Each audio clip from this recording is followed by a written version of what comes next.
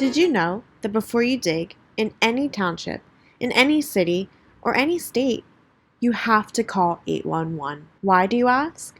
Because you have to be aware of any utilities in the area.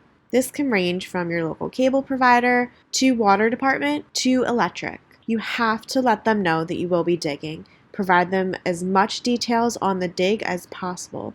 This also can range from the size of the dig, where exactly you will be digging on the property, and also be sure to check with the property to see if there are any private lines, such as sewage. Even though you may get a green light from all utilities involved in this project, there still may be something there. So check with the property for those private lines. As a reminder, always call 811 before you dig. Thanks for watching for this little tidbit.